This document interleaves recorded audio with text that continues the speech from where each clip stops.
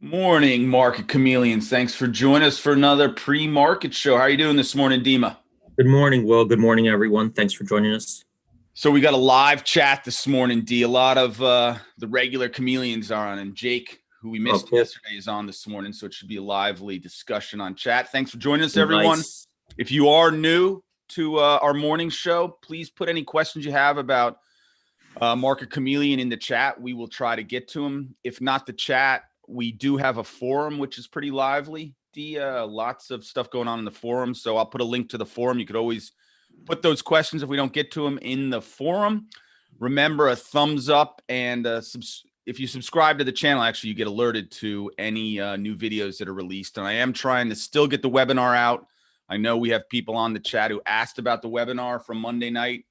It's been a long process getting it from Jay, so it should be out this morning on YouTube. After this is done, I will clean it up and get it out.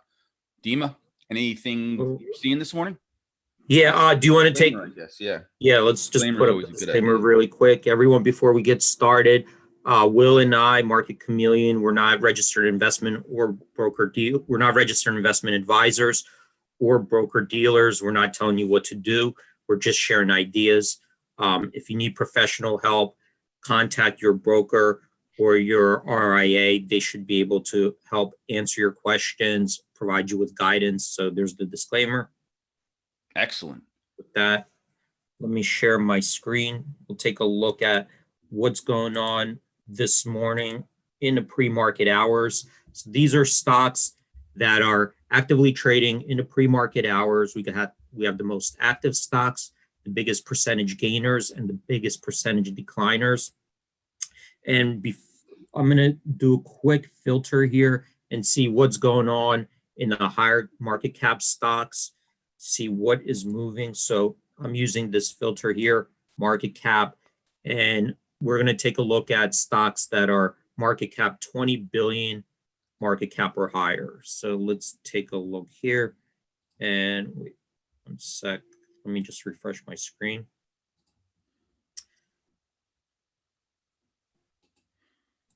$20 billion market cap or higher.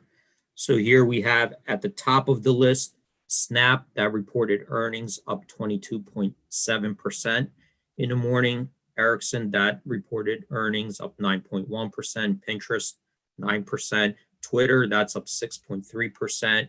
Facebook, up 4.9%. So kind of they're these groups at the top are in similar industry. So I'll take a look at that. But before we get to that, Netflix was a big earnings here. Released yesterday. That's down 5.3% in the pre-market hours. And I think they had this big benefit influx of subscribers during the coronavirus. And now we're seeing a slowdown in those subscriptions. So that's down 5.3%. I'm going to click on Netflix first, just to take a look at how this stock tended to behave around earnings. So we see here, this is where it closed, $525.42. In the pre-market hours, trading just under $500, which is down 4.9% from yesterday's close. The pre-market VWAP price, $497.29. So I'm going to take a look at the earnings history, what it tended to do at the open, and how it performed post open. So let's take a look here. These are the last 12 earnings. We see here, these are the gap moves in the morning. So on that, it tended to open lower a little bit more often than higher. 55% of the time it opened lower, 45% of the time it opened higher, for an average of 0.3% gain. Here, up or down. So the opening move on average, this is taking the absolute average move of the opening prices, and on average, up or down, it moved 6.3%. So that's the magnitude of the opening move compared to today's 4.9%. So pretty close to where it averaged.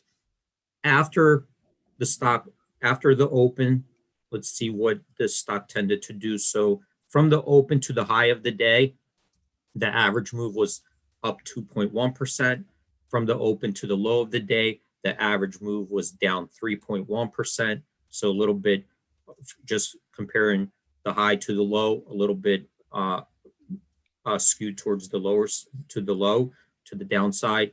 From the open to the close of the day, it tended to drift lower more often than higher. 73% of the time, the stock was lower from the opening price. 27% of the time, it was higher, for an average of negative 0.7% return. So that's how it did the day after or of reporting earnings.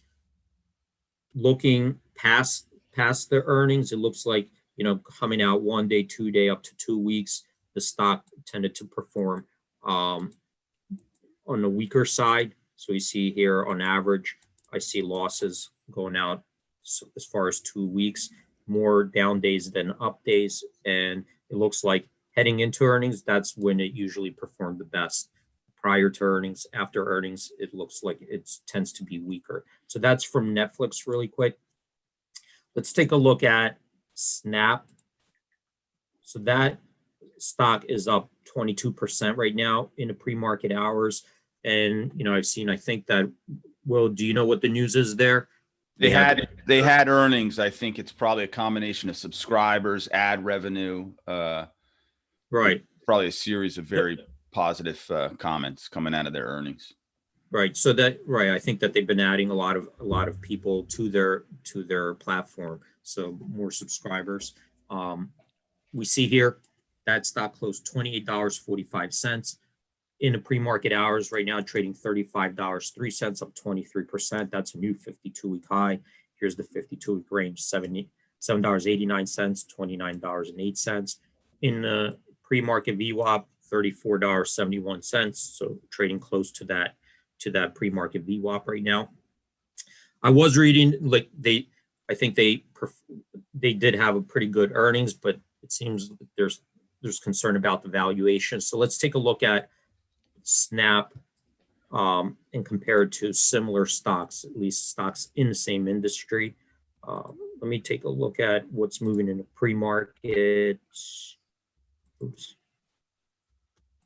Pre-market. So here's Snap. That's up 22% in the pre-market hours. Pinterest up 8.6%. JFIN up 7.2%. Leave Twitter up 5.8%. So let's see Snap on a 6 month return. That's up 120% in the last 6 months compared to the group. The median return was 28.5%. So at least on a relative basis, stocks that are in a similar group, that's performing much better. On a 1 month return, we see Snap up 19.4% versus the group of 3.9%. And on an annual basis, the median return is 44.3%. So this group is doing pretty good. Snap up 110%. So you could see that at least performance-wise, it's doing pretty good compared to the rest of the group. Let's just take a look really quickly at the fundamentals. And this is just a snapshot view. I'm not getting really, down to details. I'll let you guys go there and take a look in a deeper view, but just from a high level, here's what Snap looks like. So they don't have earnings, so there's no PE here. Their price to sales. So this is their price, how much you're paying over the revenue. So it's almost 21. The ratio is almost 21 price to sales ratio. That compares to the median in a group of 3.65. So we could see there, at least on that ratio, it's way above that group. Price to book value, trading 19 times its book value. The median in that group is 3.87. We're seeing gross margins, they're 49% versus the median of 56%. So that's kind of below that median. We don't have any revenue growth or net income growth. So at least from there, when people are saying valuation concerns, from a quick snapshot view, comparing it to that group, looks like it's a little bit high.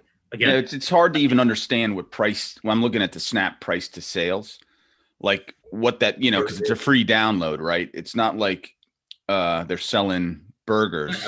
Well, it's You know? revenue. So whatever Yeah, it's revenue, they're earning in ads, whatever sales they're bringing in. I don't know if they charge No, it's got to for be. It's got to be ads. That's what it's got to be. probably ad revenue. So if you're 21 times its revenue, here's Twitter, like right there below. That's 11 times its sales. 4 point. Of course, maybe Snap is going to be right now. They might be just trying to gain more users, and they're just foregoing some of the the revenue model, just trying to gain. Actually, I was talking to my brother this morning, and he was saying Snap's big deal, I guess, is their VR, their virtual reality is supposedly off the charts. Nothing's been launched yet, but that was what he was telling me. So who knows? That what the Snap is? Snap has a whole group that's developing a virtual reality system.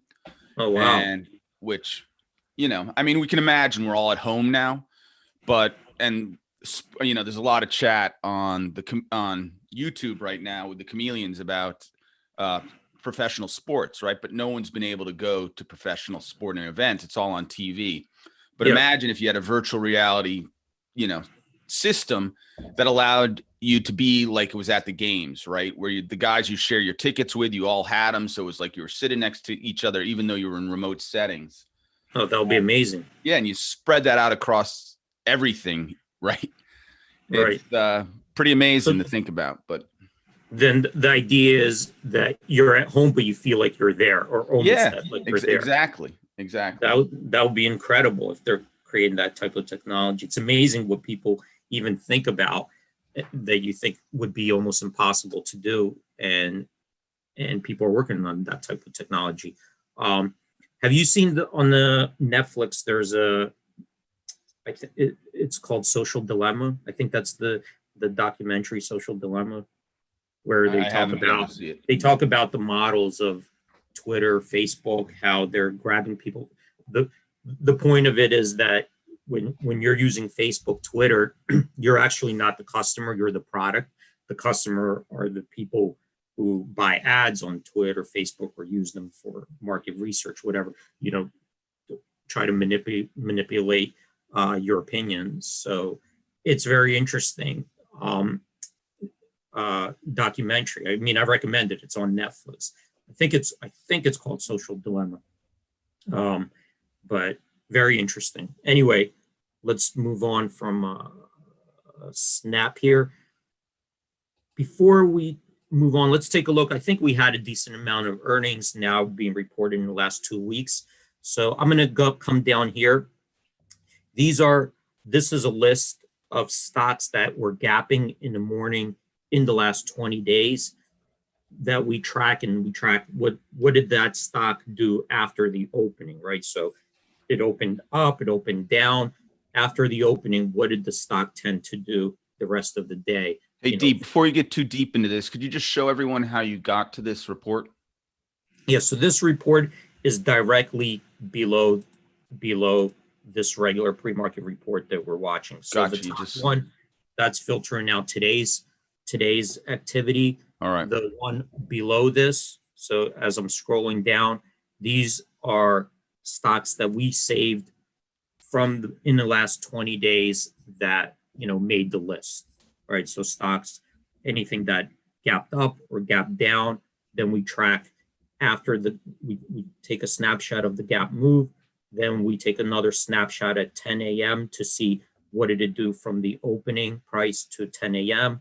that first half hour, because the most volume you get is right at the morning, right? So what did it do that first half hour, and then we track from the opening price to the closing price. So that's right here. Gotcha. So this market open, just as an example here, we have United Steel on October 20th. That was yesterday. It gapped up 1.6% at the opening price. By 10 a.m., the stock was $9.09. So that was a little bit below the opening, minus 0.4%. And then at the end of the day, the stock closed at $8.83. So that was down 3.3% from the opening price. So that's what we're doing, tracking the stocks from the opening to the close. So I'm going to take a look first at the stocks that gapped up, and this here first in the last 20 days. This is taking the entire group, and stocks that gapped up in the morning, 44% of them were higher from the opening price to 10 a.m. 55% were lower. There's no on average, there's no gain or loss. By the close of the day, 48% of the stocks that gapped up were finished up higher from the opening price, so they continued higher. 51% were lower from that opening price for an average loss of 0.4%. So now what I'm going to do is say, out of this group, let's take a look at stocks that have reported earnings and gapped up. Okay, so here I'm going to choose stocks that had earnings, and this is looking at all the stocks relevant to market cap, industry. It's looking at all stocks that reported earnings and gapped up. So we could see that stocks that reported earnings and gapped up by 10 a.m., 54% of those were higher from the opening price at 10 a.m., 43% lower. So it looks like at least stocks that moved up at the morning and earnings was the catalyst tended to follow through more often than just the entire group as a whole. By the close of the day, stocks that reported earnings and gapped up, 51% of them continued higher, 46% were lower for an average loss of 0.7%. So this is telling me on average, they weren't able to hold on to all those gains at the opening price. I'm going to use another filter just to see what happened in the higher market cap stocks. So let's take a look at stocks that reported earnings with a market cap of over 20 billion. All right, so we don't have that many. There's only 7 in the group, but out of these 7, it looks like they performed a little bit better by 10 a.m. So those stocks that opened higher, 57% of them by 10 a.m.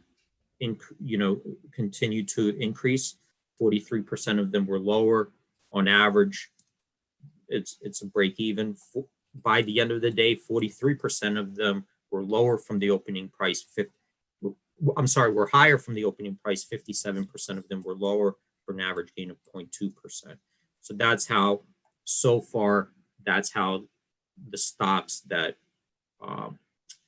opened higher after the opening gap, that's how they look. So it looks like, at least on the surface, they did a little bit better than the group as a whole.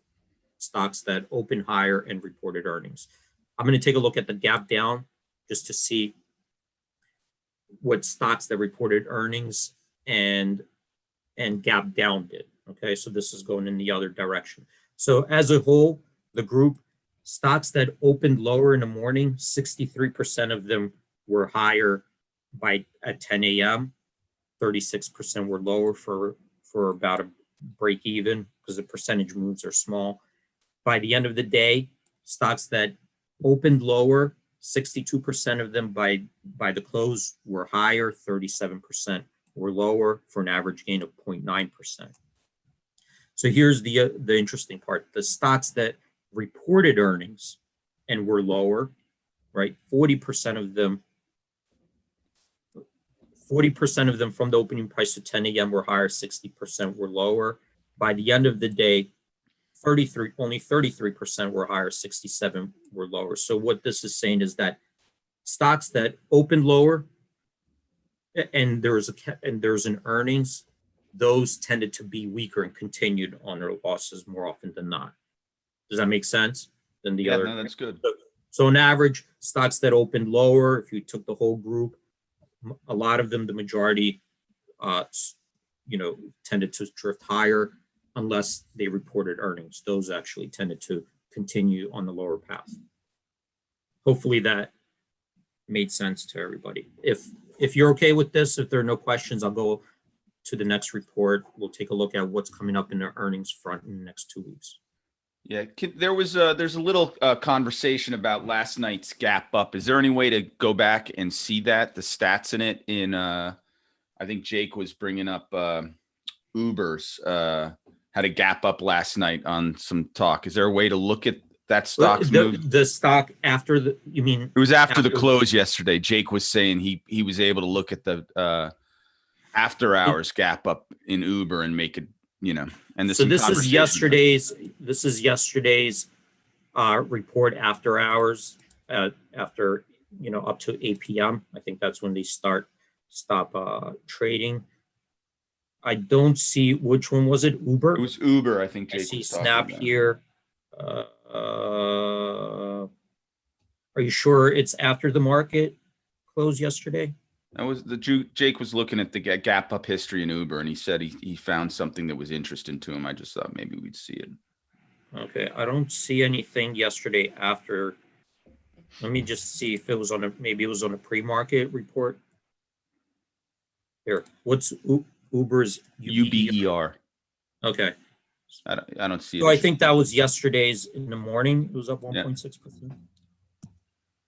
Maybe that. Do you know what the? I don't. Other than there was a lively discussion about it between Jake and Pavel concerning it.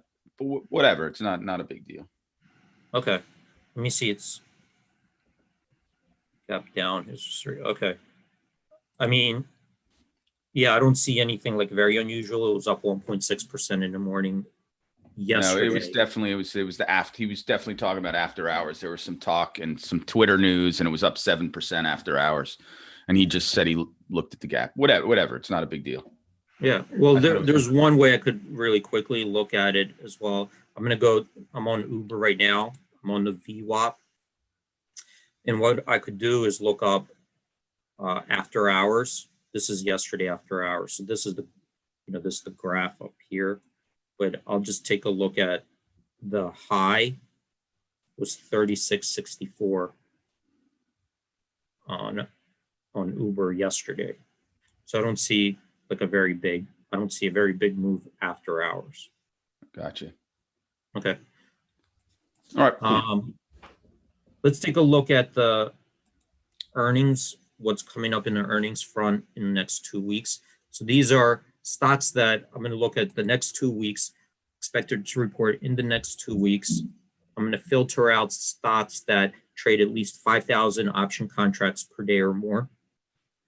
And here we have on top of the list BIIB. That's expected to report.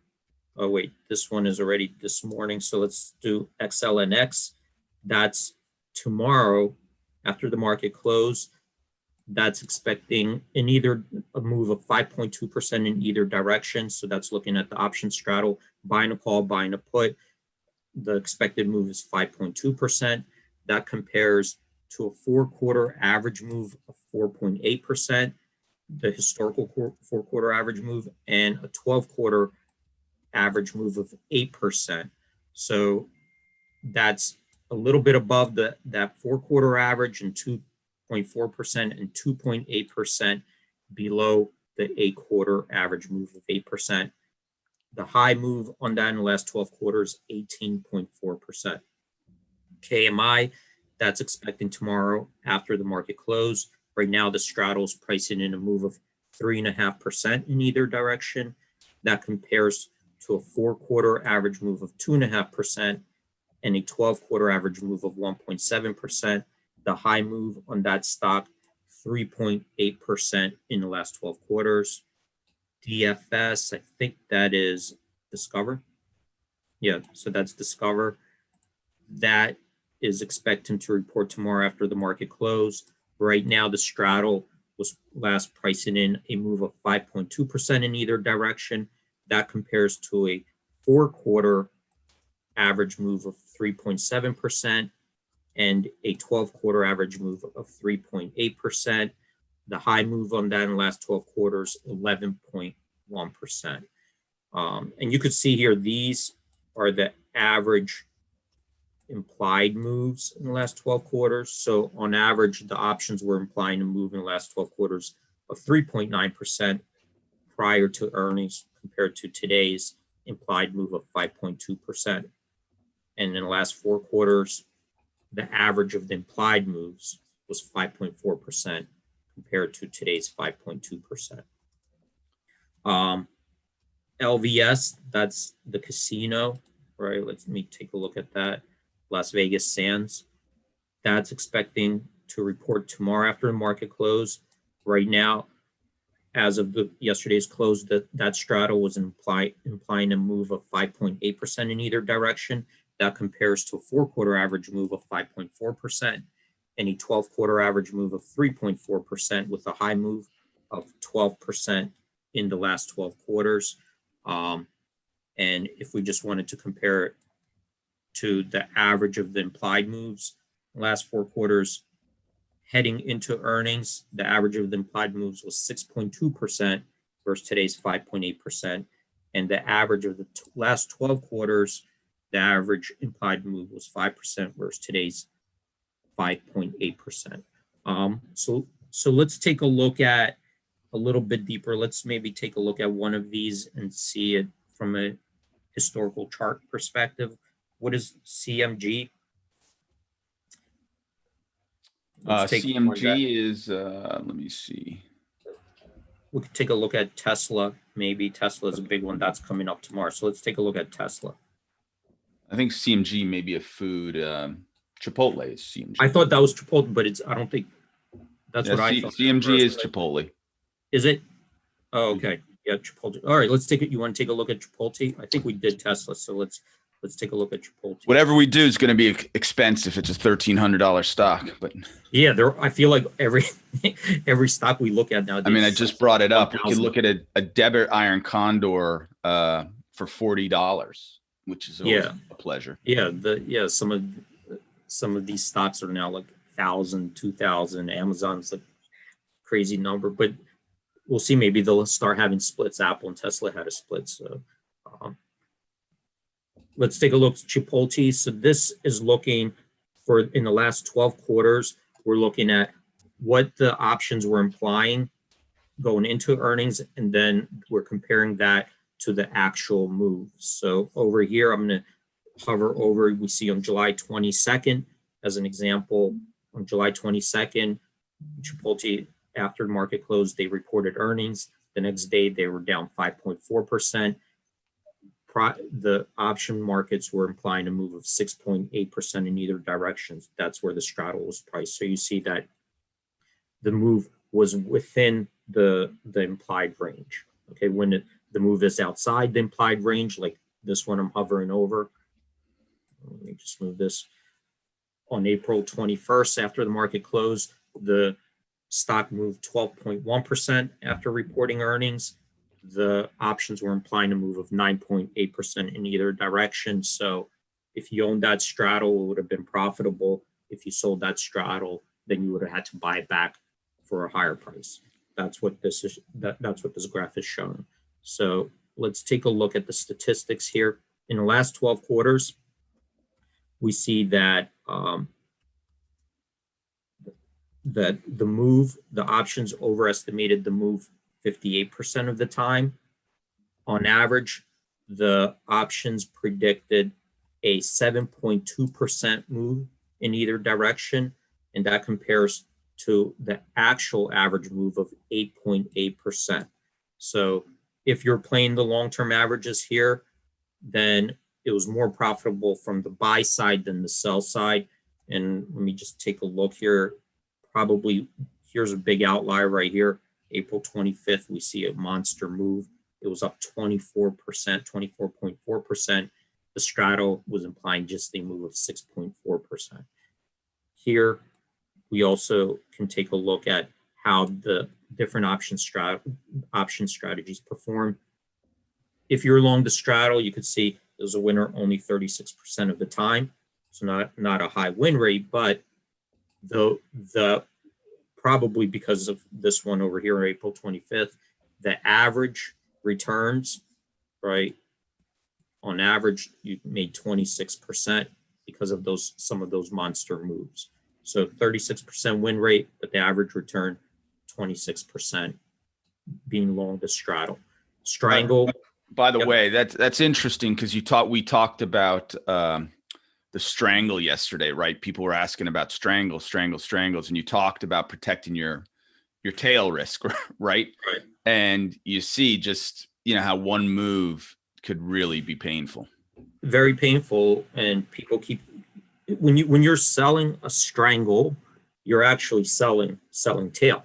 That's what you're doing, right? You're selling out of the money put and out of the money call, and you have unlimited risk basically because you're selling tail risk, and eventually that could really come back to bite you. And even the smartest people on Wall Street get hurt. And I'll just give you one example. You ever see The Big Short? Love The Big Short. The Big Short, those big banks selling tail, right? Lots and lots of tail, dude. Goldman Sachs, Bear Stearns, Lehman Brothers. People probably don't even know who Bear Stearns and Lehman Brothers is anymore. That's what they were doing, selling tail. And every economist, every banker said it's fine to do. You could keep selling tail. It's all profitable. They lost more money than they had. You as a taxpayer had to cover those losses. Yeah, I was just going to say we were all selling tail risk. Everybody was selling tail risk through the banks.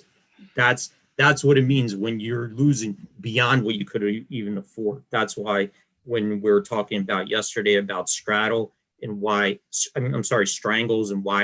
do we, instead of strangles, we started out with screeners for iron condors. That's because at least you're protecting yourself with an iron condor from a very unexpected, move to the upside or downside, because you're doing a call spread and a put spread instead of just selling naked calls. Again, when we get on this topic, it seems we run forever because it's such a good topic. Yes. We need a webinar on this tail risk. Anyways, it's 9:30. Dima, I know people are dropping off now. Hey, everyone, thanks for joining us. D, another great morning show. Couldn't get it Thanks, done everyone. without you, buddy. Yep. Thanks, everyone. Have a great trading day. Hope to see you guys tomorrow.